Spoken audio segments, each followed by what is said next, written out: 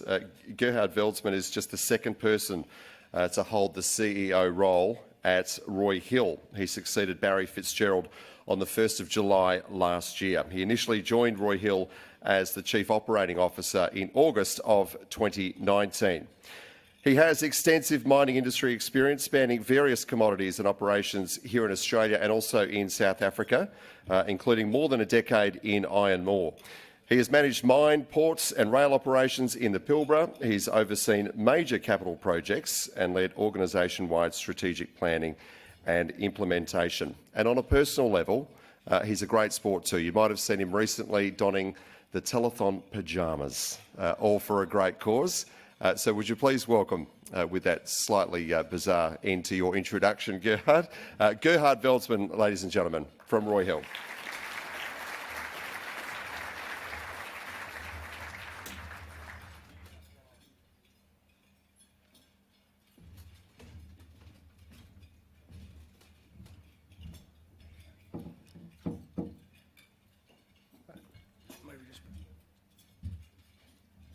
Just before I start, any Slido questions on netball? Gary Corte, the CEO of Hancock's in the room. I'll pass it to him.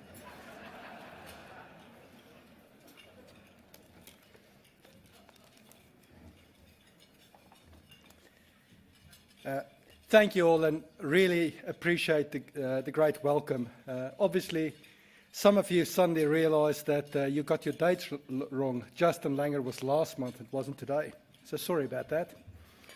I also like to acknowledge the traditional owners of the land which we meet, the Whadjuk people of the Noongar Nation, and I want to pay my respect to the elders past, present and emerging. I also like to acknowledge our Roy Hill traditional owners, as well as some special guests. Queen Nkandu from Zambia, very welcome, and our Canadian friends over there. It's always great to see other countries that's passionate about mining joining us at events such as this. To the WA Mining Club Board, and especially to Nat Taylor, the President, Royal employee, which we're very proud of. Thanks for this invite and the opportunity to actually speak today. I'm really delighted to discuss something I'm very passionate about, and for one of the few times I actually wrote down my speech, so I'm actually going to refer to it because there's a lot in this that I'm probably going to take a slightly different view than what we normally do. I'm actually going to touch some of the other aspects of work culture and talk about how that helps you to create a culture of inclusiveness and how that's actually really important for some of the challenges we're facing going forward in today's world. But firstly, I do want to start to say, and I think every one of you would acknowledge that none of us would be in this fortunate position we are today if it wasn't for that unwavering belief we have in the sector. If ever anybody doubted the importance of mining, you just had to see what's happened over the last 2 years during COVID in WA and how it propped up the economy, paid for JobKeeper, JobSeeker in the East Coast, and actually delivered a surplus for the WA government. As our Executive Chairman, Mrs. Reinhardt, says, when mining does well, Australia does well too. But there's headwinds ahead of us. Oh, it's already changed. Somebody's doing, thanks, Mark. There's some headwinds ahead of us, and I really want to actually highlight some of those.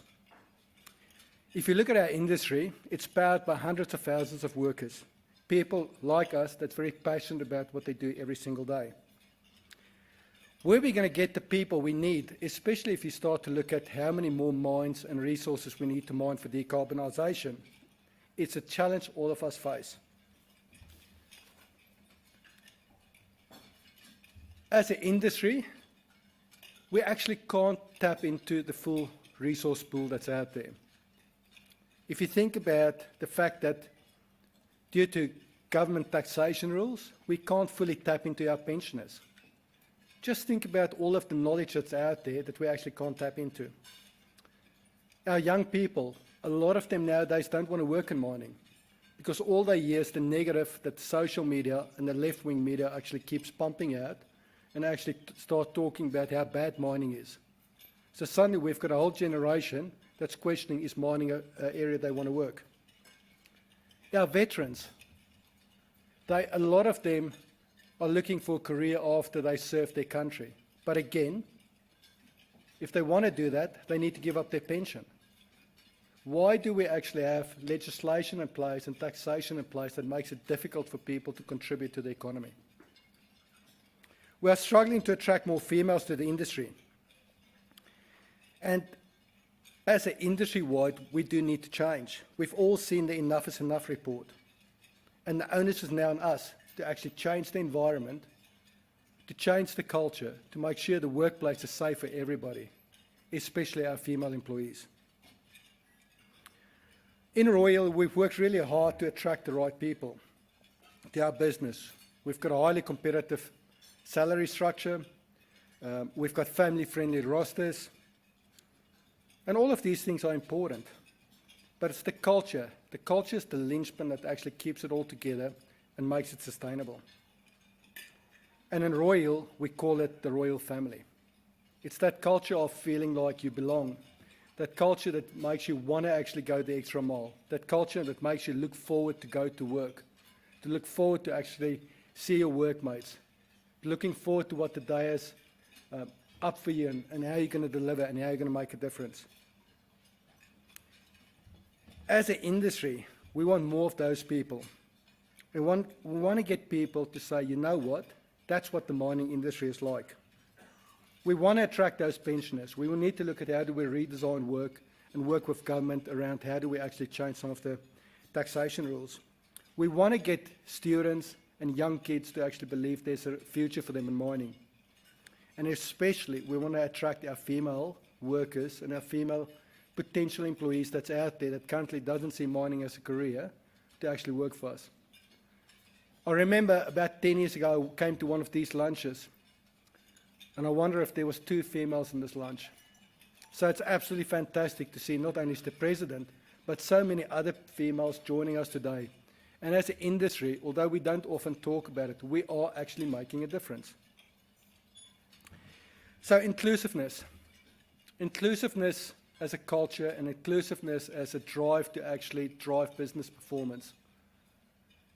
For us, it's about a few simple things. But before I get there, I actually want to just show some stats that came out of a recent study. See if I can get it up.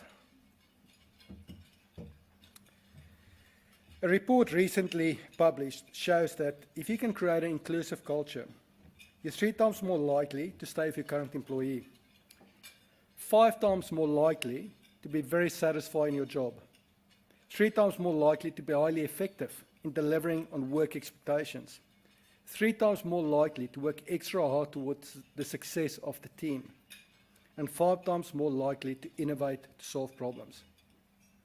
Now, if you look at just those 3 on the board, just think what it will mean to your business if every single one of your employers deliver those sorts of results. And we need that, because otherwise we will just keep falling behind. We've all seen the productivity graphs. We all see what's happening across the world. We all know that it's difficult to get people. So it's really important that we create this culture where we get these sorts of business results. At the recent study, defines workplace culture as that the culture has shared values and belief system, attitudes and a set of assumptions that people share in the workplace. Now, some of those are started when you actually grew up. It's basically based on your upbringing.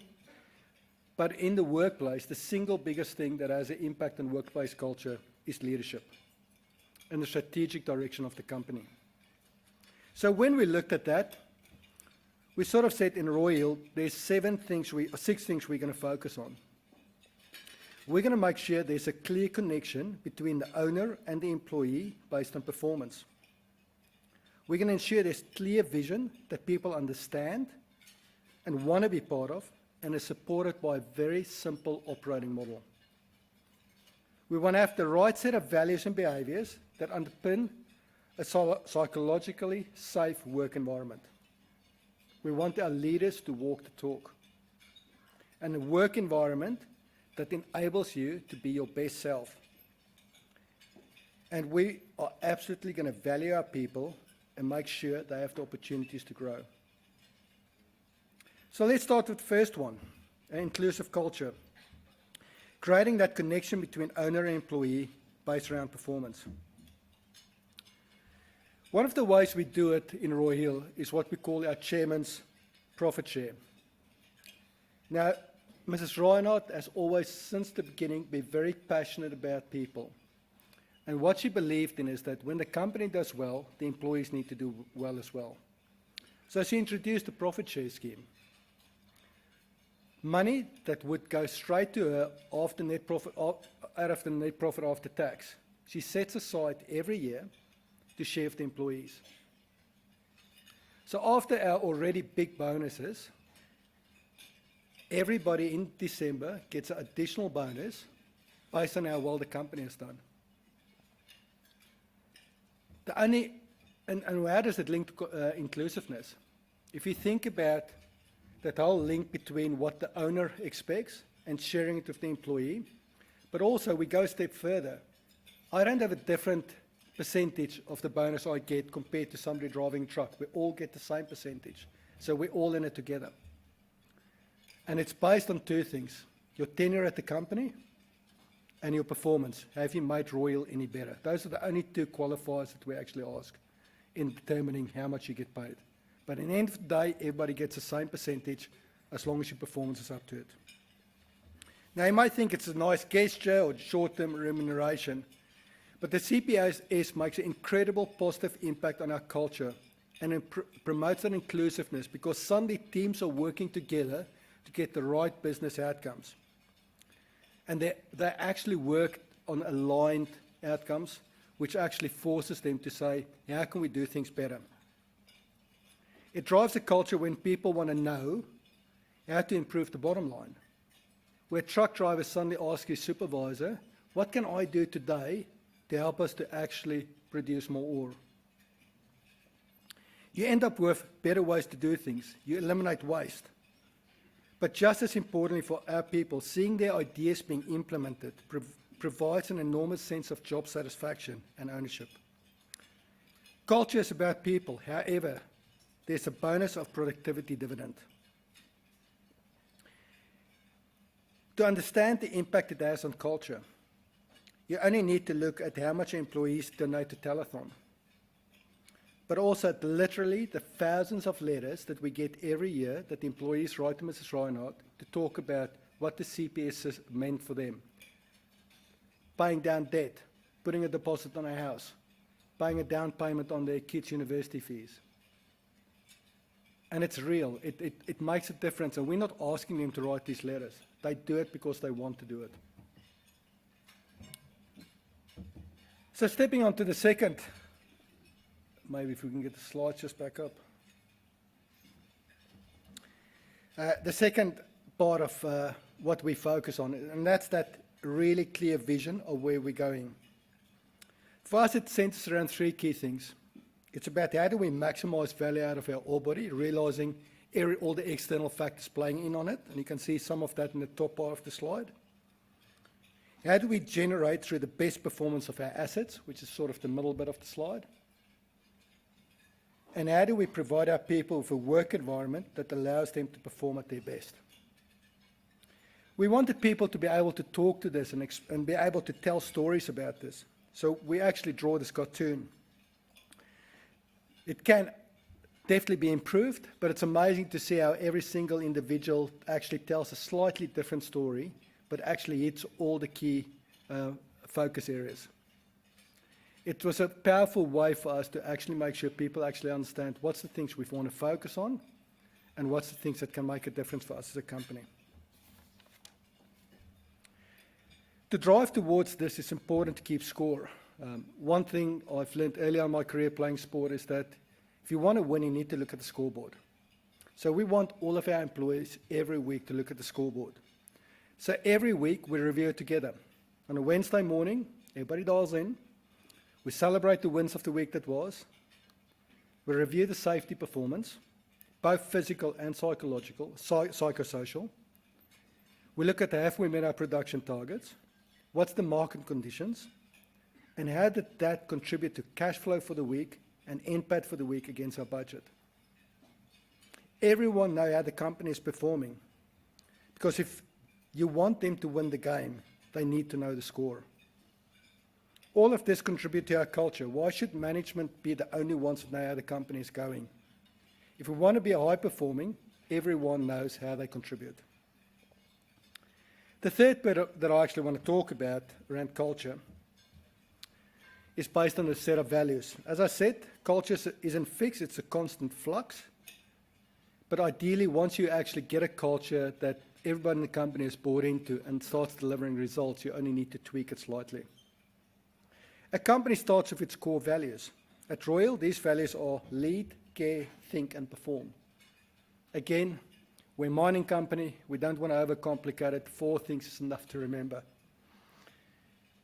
As part of our lead and care values, we have developed a set of specific behaviors that then talks about how we create a psychologically safe work environment. This is expressed as our above-the-line behaviors, behaviors we want to see a lot more of, and our below-the-line behaviors, those behaviors we don't want to see. We made sure that its implementation was practical, as we took each level, starting with me and the executives, all the way down to the operator and the maintainer, and explain all the above and below the line behaviors and back it up with real examples of things that happened in our workplace and in other workplaces in the resources sector.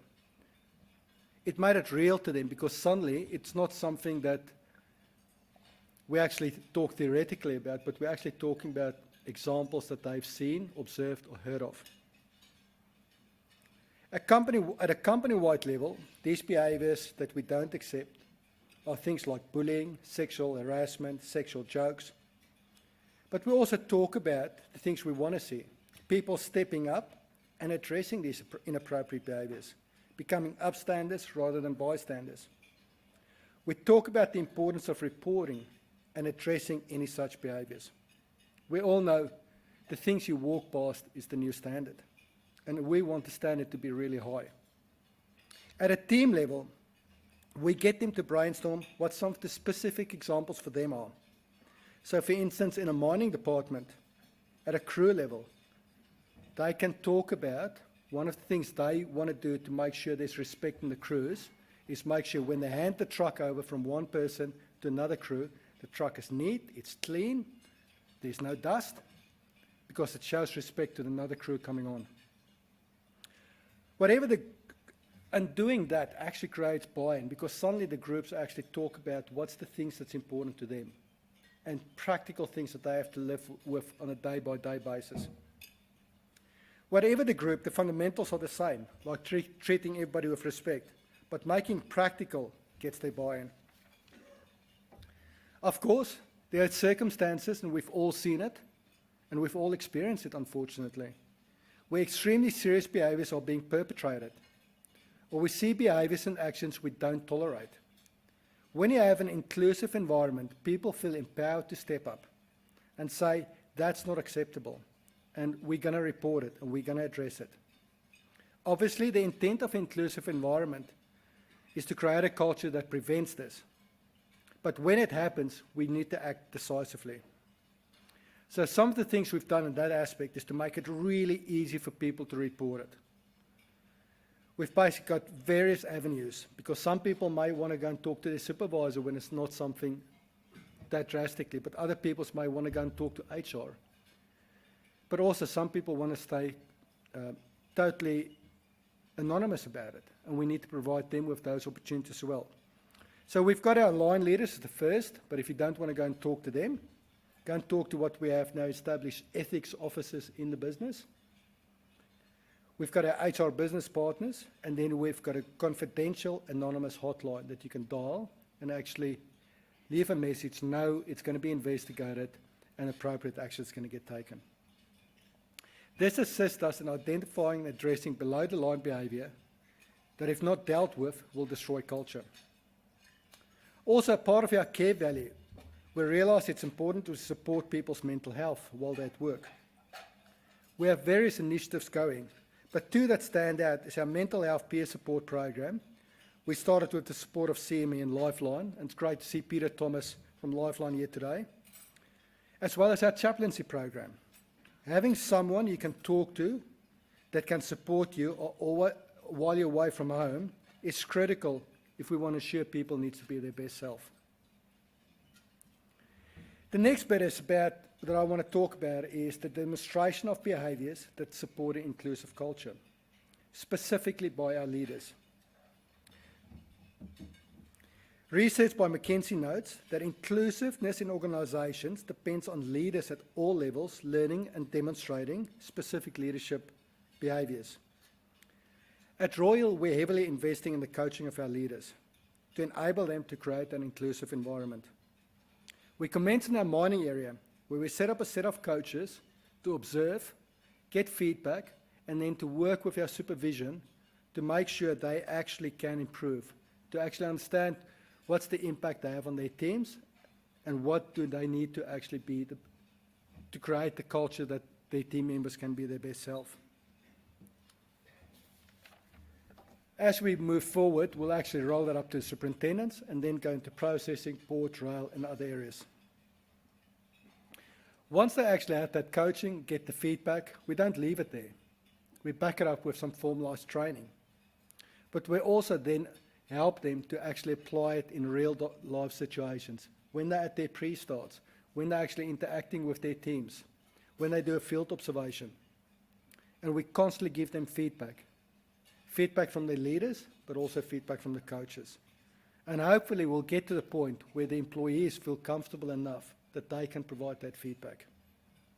In a safe culture of inclusion, that's where you get to, where people feel comfortable to address a situation, where they feel comfortable if somebody says something that they don't agree with or that make them feel uncomfortable, to go and have a discussion with that person and say, you know what, this is how I felt. And the best thing is, in an inclusive culture, people take that on board and they actually change. And that's where we want to get.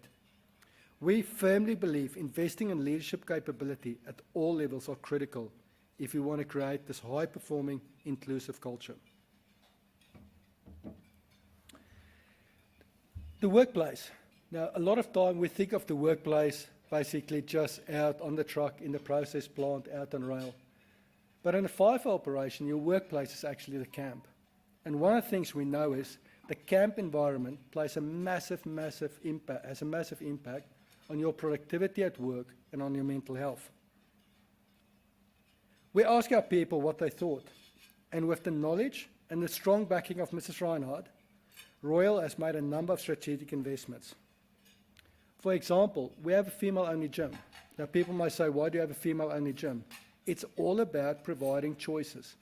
You can still use the normal gym, but if you want to, you can actually go and use the female-only gym.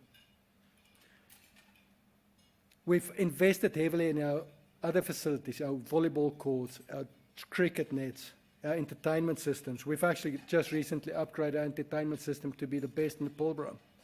And we really make sure that our Wi-Fi systems and our mobile phone network is up to scratch, because people need to be able to stay in touch with their family and friends. Food was the number one thing that people highlighted we should improve. People want good quality food and variety that support their lifestyle. This doesn't come without requiring some commitment and investment. And I'll be fair, we actually did double what we pay per head per day on food compared to what we did before. We've worked closely with our partners and committed additional budgets to achieve what we believe is best-in-class offering. We're quite fortunate in the Hancock Group that they are a majority owner, which has a long history in agriculture. And on Mrs. Reinhardt's suggestion, we're now serving Wago beef from 2GR, Bannister Downs Dairy, which won the best dairy in Australia, the best pies in Australia, Kidman pies. And if any of you watched Telethon on Sunday night, you would have seen Manu gave it a 10 out of 10. I think he referred to it as the $1 million pie. And we have theme nights with celebrity chefs. You'll actually see from time to time on Facebook and other social media some of the photos of our food with little flowers on it, etc. It's actually become quite a way for us to actually attract people. And we've now had quite a few people joining us because of the food in the camp. Never underestimate the importance of looking after your people by providing them with good facilities, and good facilities also mean good quality food. The last prong in building a strong, impactful and inclusive culture is also about developing your people. From the early start, when Royal was just a vision, Mrs. Reinhardt really believed that people need to be the core of what we do. And she believed people will be the driving force behind the success of the company, and that we must create an environment where they can contribute and realize their full potential. To be able to contribute, we need to make sure people can do their job really well. Provide them the training, provide them the tools, provide them the environment so that they can be successful. And that's how we actually get them to also be productive. But for people to reach their full potential, you need to provide them with a career. Now, for us, this became very real over last year as we started rolling out an autonomous program. Suddenly, we had 350 people that we know we're going to actually don't have a job for driving trucks over a 3-year period. We started very early on having those discussions with them. And what we realized is that we're going to need people. As we grow the company, we're going to need more and more people. It's more and more difficult to attract them. So here we've got a pool of people. So rather to see it's a problem, we saw it's an opportunity. That if we can retrain them and redevelop them, they can do something else. Nowadays, if you're going to have a look at servicing a truck, and Spence here from Thies, Spence knows all about it. When you look at servicing a truck, three-quarters things you do, you don't need a trade certificate to do it. So why don't we actually train some of these truck drivers up to come start to do some of those tasks? And suddenly where you needed in the past 4 fitters, diesel fitters, to do a service or 2 services, you now suddenly have 1 diesel fitter with 3 trades assistants and people that really, really value the work. So suddenly you've opened up the pool of people that you can actually employ in the workshop. Over the last year, we've trained up 150 of them and redeployed them in different jobs. Some of them are training to be train drivers.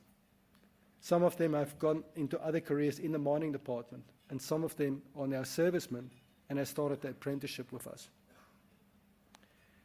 It's interesting by how, because we were open and upfront, how much credibility we've gained with our employees and how much trust we've actually started to gain, and our leadership in the mining area started to gain with our employees.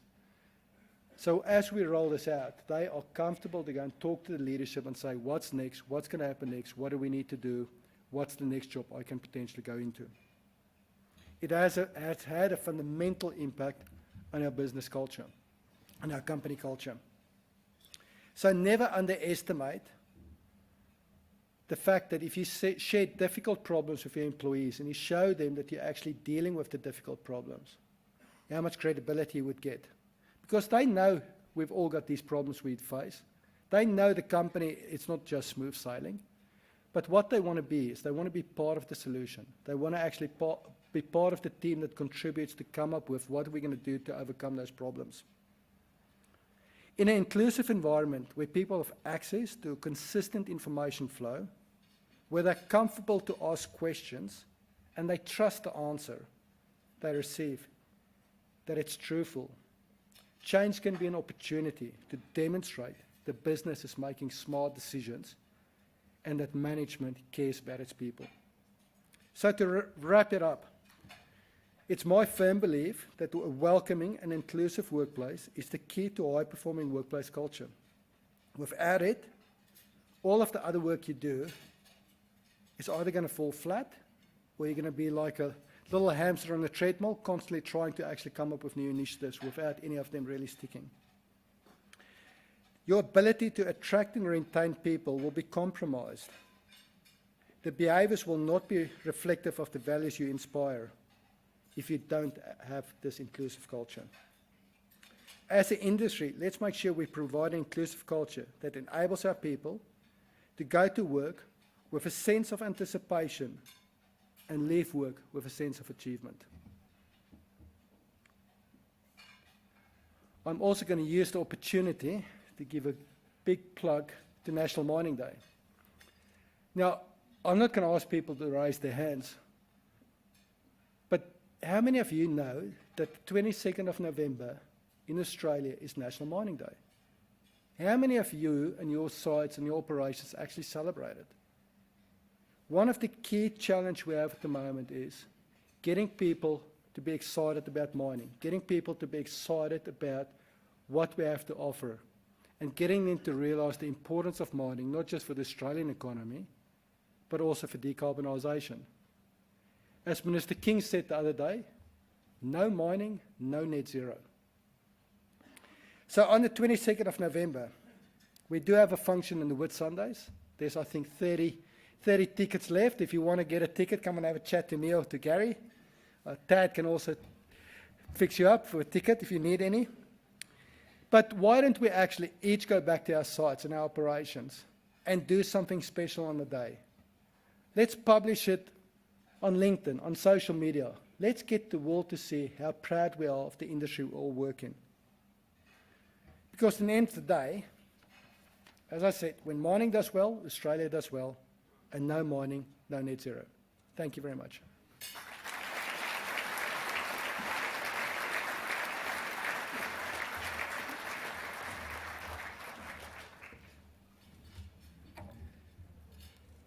Thank you very much, Gerhard. Count me in for the Whitsundays on the 22nd. I'll be there. I'm shocked, pleasantly surprised. Not a single question about netball or sports sponsorship in Slido this afternoon. Yeah, round of applause over there. We did invite Pat Cummins, but I think he forgot the memo that we're here and not at Optus Stadium. Anyway. Thank you for all the questions that have come through on Slido, ladies and gentlemen. I'm going to start with the most endorsed question, and you did touch on this during your talk there, Gerhard. The underrepresentation of women in the resources sector, it's well known. What actions are you taking to attract more women into the industry? Just be careful of the water. Thanks for that, Tim. We've actually got quite a few initiatives that starts at primary school level. We're actually focusing on getting primary schools into our ROC, our operating centre, where our operators that actually run the mine process plant actually talk to them what it is to work in mining. And we're actually specifically focusing on a lot of our female operators and our female supervisors and our female superintendents and managers to actually talk to them. So it's the real role models out there for the young school kids. So that the girl that's in year 5 or year 8 can see, listen, there's a career for me in mining. The other things we're focusing on is really attending things like women resources and actually talk to them about what we do. And actually we invite a lot of schools, and especially female schools, to actually join us. And lastly, the other thing we do is to make sure that whenever we recruit, we actually have an even playing field. I'm quite fortunate to say, and these were all based on merit. We don't have targets. But these are all based on merits. Over the last 12 months, our female supervision have increased by 58%. So when a female truck operator or female operator looks up, she can see a female supervisor, a female superintendent, a female manager, a female general manager, and in our case, a female executive chair at the top. So all of that are making a big difference. Thank you very much. Gerhard, what do you think we can do as an industry to greatly increase the training of our young people so we can get past our current skills shortage? I think the first thing all of us need to do is start talking to our own kids, because it's scary when you start to think about how many of our kids sitting in the room today don't want to go and work in mining. So I think that's the first thing we need to do. But the other thing, to actually encourage them to go into STEM.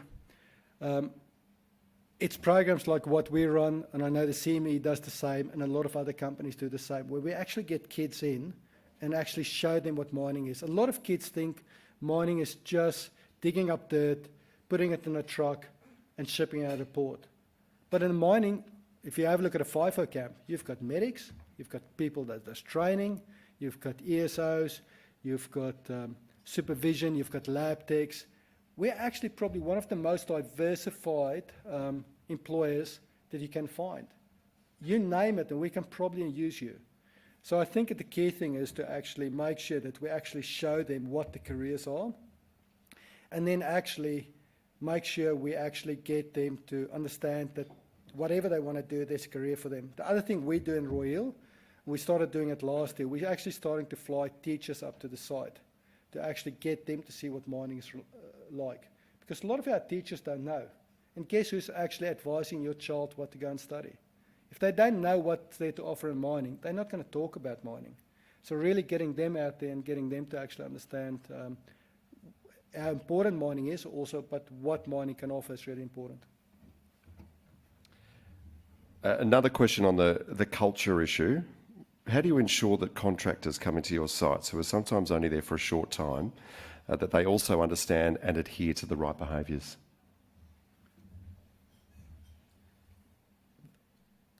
One of the things that, and the previous CEO, Barry Fitzgerald, started that. He absolutely believed that we have partners. We not actually have an owner-contractor relationship. And so right from the beginning when Royal started, it was very much around how do we partner up with contractors to actually get an outcome. And it's no different when it comes to behaviour. So recently, we actually got all of our contract partners together. And rather than us telling them, listen, this is what we want you to do, we said, what's working, what's not working, what have you seen is working in other areas, how do we incorporate, let's together come up with what can work and what we should be doing.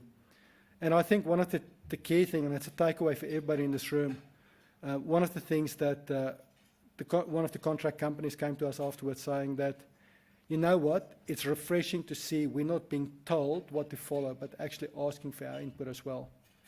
And I think that's really important. We start to realize that especially us as big mining companies, we don't have all the answers. Let's actually start asking our contract partners what we can learn from them, what they have seen, and how we can actually develop together. We might have time for one more. This is an interesting one. From a culture perspective, what's something that you have got wrong? What was the impact, and how did you repair it?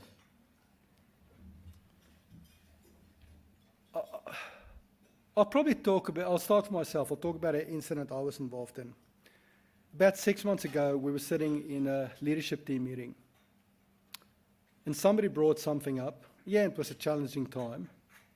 But I really, in front of everybody else in that room, took the person to task.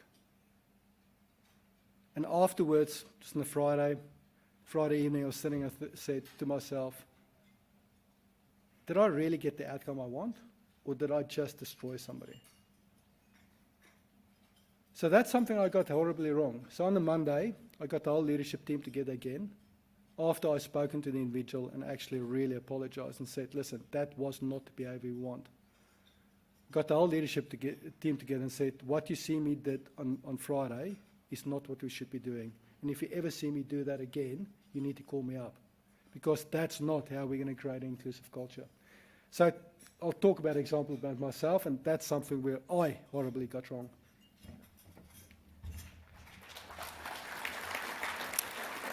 Thank you for your honesty, Gerhard. Thank you all so much for your questions this afternoon, folks. That's all we have time for with the presentation for the moment. So thanks again. I'm going to invite Natalie Taylor back to the stage for an official